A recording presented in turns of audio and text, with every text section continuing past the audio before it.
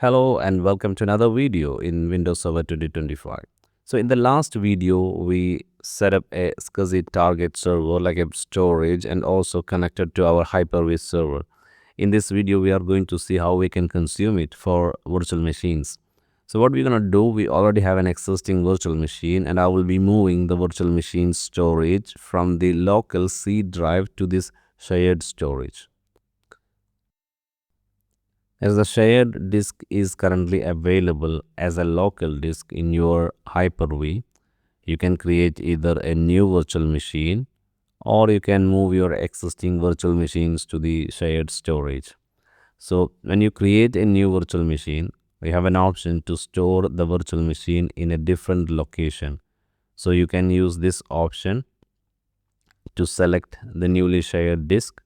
Then all the virtual machines related file will be saved in the storage.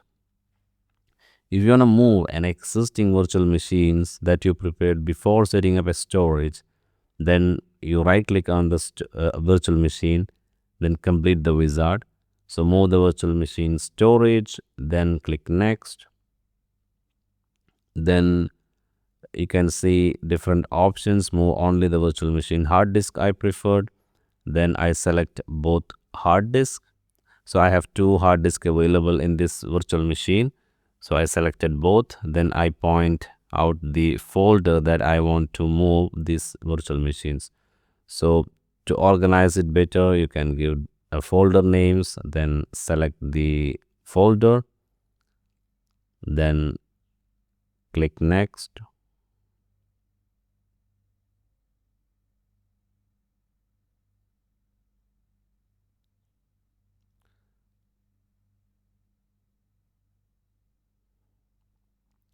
And point out the folder again, then click next and finish the wizard.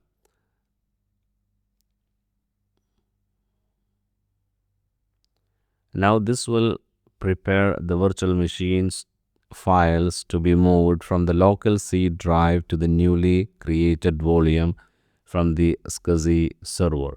As you can see the progress here, this is going to take some time based upon the data or the size of the virtual machine.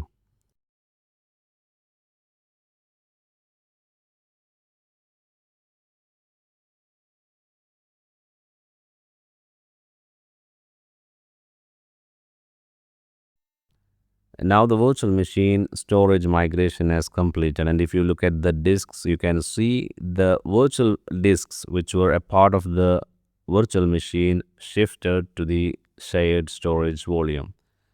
So that's it. We know now how to create a SCSI target, how to connect to a Hyper-V server, and how to create or how to move your existing workloads to the newly connected storage.